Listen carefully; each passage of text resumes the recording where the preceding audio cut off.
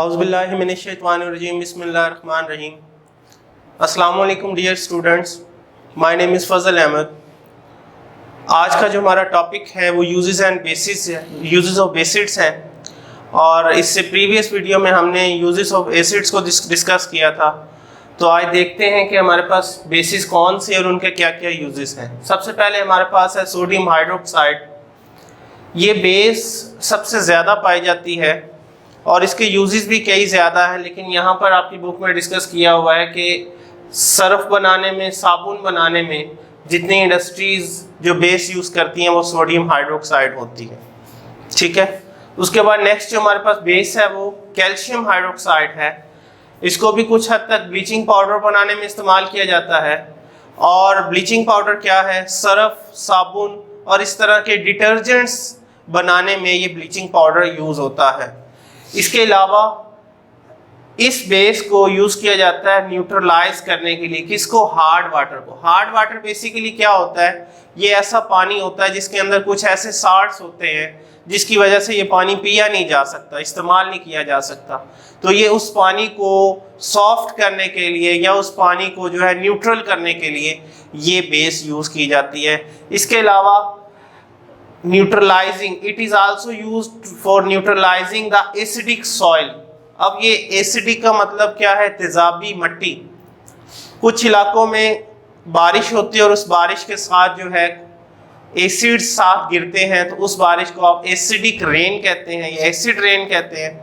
वो acid rain जिस मट्टी पर गिरती है उसको भी वो एसिडिक कर देती है। तो हम पानी में ये कैल्शियम हाइड्रोक्साइड मिक्स करके या ऐसी फर्टिलाइज़र यूज़ करते हैं जिनमें कैल्शियम हाइड्रोक्साइड होती है, तो ये उस मट्टी में जाती है और उस मट्टी में मौजूद एसिड्स को न्यूट्रलाइज कर देती है। तो हम ये कहते हैं कि ये एसिडिक सॉइल को नॉर्मल में कन्वर्ट कर देती है। उसके बाद नेक्स्ट हमारे पास पोटाशियम हाइड्रोक्साइड है। पोटाशियम हाइड्रोक्साइड जैसे कि एक बेस है, लेकिन ये बैटरीज में भी इस्तेमाल होती है। बैटरीज दो तरह की होती है, एक एसिड बेस बैटरी होती है और एक बेस बैटरी होती है। एसिड बेस में एसिड होता है इलेक्ट्रोलाइट जो करंट प्रोड्यूस कर रहा होता है या उसको करंट प्रोड्यूस करने में हेल्प करता है। और ये जो अल्कलाइन बैटरीज होती हैं, ये ड्राई बैटरीज होती हैं, उनमें ये पोटाशियम हाइड्रोक्साइड यूज़ की जाती है। उसके बाद मैग्नीशियम हाइड्रोक्साइड है। ये बेसिकली उन मेडिसिन में यूज़ होती है मैग्नीशियम हाइड्रोक्साइड जो हमारे स्टमक में एसिडिटी हो जाती है तो उसको न्यूट्रलाइज करने में काम आती हैं। ठीक है। इसके अलावा शहद की मक्खी के डंग वगैरह के इलाज के लिए भी हम मैग्नीशियम हाइड्रोक्साइड को यूज़ करते हैं। उसके बाद कुछ और हमारी बेसिस हैं जिनके यूजेस यहाँ लिखे हुए हैं। सबसे पहले एल्यूमिनियम हाइड्रोक्साइड है। एल्यूमिनियम हाइड्रोक्साइड को आप फॉर्मिंग एजेंट बनाने में यूज़ करते हैं। और फॉर्मिंग एजेंट कहाँ यूज़ होता है? Fire extinguishers. आग बुझाने के जितने भी आला होते हैं, ख़ास तौर पे वो हॉस्पिटल्स में या बड़े बड़े ऑफिसेज में, स्कूल्स में, हमारी दीवारों के साथ टैंक्स लटके हुए होते हैं जिनके अंदर ये एल्यूमिनियम हाइड्रोक्साइड के कंपाउंड्स होते हैं। ये आग बुझाने में हेल्प करते हैं। और उसके बाद लास्ट जो हमारी बेस है वो है अमोनियम हाइड्रोक्साइड। ये कपड़ों पर लगे हुए ग्रीस वगैरह के जो दाग होते हैं ये उनको रिमूव करने में इस्तेमाल होती है। तो ये है बेस के यूजेस। इसके साथ ही एक टॉपिक दिया हुआ है आपके बुक में, ब्लॉक बना हुआ इम्पोर्टेंट टॉपिक है, और वो क्या है? Stomach acidity. स्टमक एसिडिटी का लफ्जी मतलब क्या है? मेदे में तेजाबियत। बाज़ औक़ात क्या होता है कि हमारे स्टमक में कोई डिस्टर्बेंस हो जाती है और हमारे मेदे में जलन होती है या पूरे पेट में या ऊपर की तरफ ऐसे वॉमिट वगैरह या खट्टी डिकारें या ऐसे दर्द का एहसास होता है, ये स्टमक एसिडिटी ही होती है।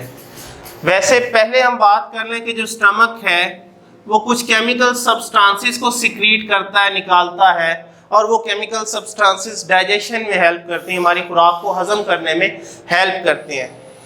उन केमिकल सब्सटेंसेस में बहुत सी चीज़ें होती हैं, लेकिन जो मेन चीज़ होती है वो क्या होता है? हाइड्रोक्लोरिक एसिड, जिसे आप HCl कहते हैं, और कुछ और साल्ट्स होते हैं। वैसे तो हाइड्रोक्लोरिक एसिड को हम टच भी नहीं कर सकते क्योंकि वो बहुत ज़्यादा कोरोसिव होता है, बहुत ज़्यादा ख़तरनाक होता है, लेकिन ये अल्लाह का निज़ाम है कि हमारी मैदे की दीवारें होती हैं, ये प्रोटेक्ट करती हैं हमें, दीवारों से ही निकलता है। असल में कई तरह के सेल्स होते हैं मैदे के अंदर, कुछ सेल्स में से हाइड्रोक्लोरिक एसिड निकल रहा होता है और कुछ सेल्स में से कोई ना कोई बेस निकल रही होती है जो उस हाइड्रोक्लोरिक एसिड को न्यूट्रलाइज कर रही होती है। इसीलिए हमारे स्टमक की इंटरनल वॉल्स को कुछ भी नहीं होता, ठीक है। तो इस हाइड्रोक्लोरिक एसिड का हमारे स्टमक में होना बहुत फायदेमंद है। क्या फायदेमंद है? एक तो ये हमारी फूड में जितने जरासीम या बैक्टीरिया वगैरह आ जाते हैं ये उनको मार देता है हाइड्रोक्लोरिक एसिड, ये इसलिए अल्लाह ताला ने हमारे मैदे में रखा हुआ है। और दूसरा, ये फूड के जितने भी लार्जर स्पीसीज होते हैं उनको कन्वर्ट कर देता है, ब्रेक डाउन कर देता है छोटे पीसेस में। तो समझ लें कि डाइजेशन क्या करने के लिए जो मेन कंपोनेंट है उनमें से ये एक हाइड्रोक्लोरिक एसिड है। लेकिन बाज़ औक़ात, जैसे हमें पहले बताया कि स्टमक एसिडिटी हम टॉपिक पढ़ रहे हैं, तो बाज़ औक़ात ये हाइड्रोक्लोरिक एसिड ज़रूरत से ज़्यादा पैदा हो जाता है। उसकी वजह क्या होती है कि हमारी खुराक हम टाइम पे नहीं खा रहे होते हैं, या हमारी खुराक में स्पाइसी फूड ज़्यादा होती हैं, या फैटी फूड ज़्यादा होती है, चिकनाई वाली खुराक ज़्यादा होती है, हम खा रहे होते हैं। तो उस वजह से जो है बहुत ज़्यादा एसिड प्रोड्यूस होना शुरू हो जाता है स्टमक में।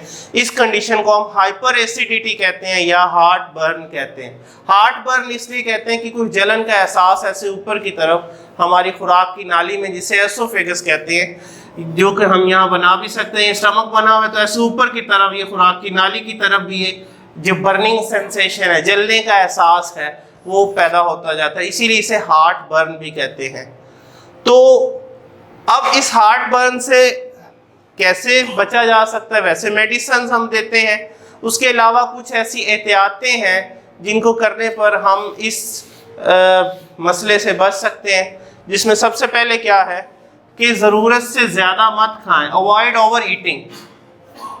भूख जितनी हो उतना ही खाएं, कोशिश करें उससे भी थोड़ा सा कम खाएं ताकि हमारे मैदे को वर्किंग करने में आसानी हो। इसके अलावा अब अवॉइड करना है हमने फैटी फूड्स को और स्पाइसी फूड्स को।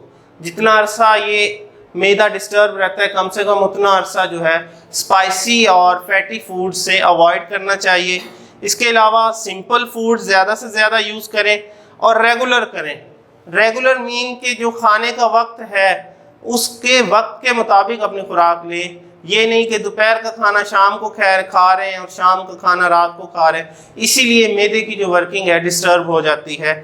और ख़ास तौर पे खाना खाने के तकरीबन 45 मिनट बाद तक जो है लेटना नहीं है, अपने आप को जो है वॉक करते रहना है या बैठे रहना है, लेटना नहीं है। लेटने से क्या होता है कि जो हमारा स्टमक है वो कॉन्स्ट्रिक्ट हो जाता है, इकट्ठा हो जाता है और उसकी वर्किंग में फिर प्रॉब्लम होती है, जिसकी वजह से उसमें इस तरह के मसाइल आते हैं। और उसके बाद है, अगर 45 मिनट के बाद भी सोना है तो हेड को ऊंचा रखना है, यानी सर को ऊंचा रखना है। तकिया वगैरह ऐसा लेना है जिससे कुछ हमारा जो बॉडी की निस्बत जो सर है, अमूमन सर ऊंचा ही होता है, लेकिन ख़ास ख्याल रखना है कि हमारा सर ऊंचा होना चाहिए।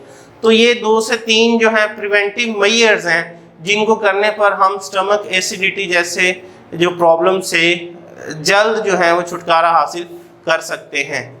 तो ये था स्टमक एसिडिटी जो एक टेबल है, और इसमें इंपॉर्टेंट शॉर्ट क्वेश्चन बनते हैं कि हाइपर एसिडिटी क्या होता है, या HCl का क्या फंक्शन है हमारे स्टमक में, या स्टमक एसिडिटी से कैसे बचा जा सकता है। तो ये प्रिवेंटिव मेजर्स जो 3 पॉइंट्स हैं, ये इंपॉर्टेंट शॉर्ट क्वेश्चन। इसके अलावा ये यूजेस ऑफ एसिड जो है ये लॉन्ग में भी इंपॉर्टेंट है बोर्ड के पॉइंट ऑफ व्यू से, और शॉर्ट क्वेश्चन में भी इंपॉर्टेंट है।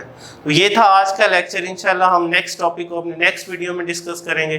तब तक के लिए अपना ख्याल रखिएगा। अल्लाह हाफिज़।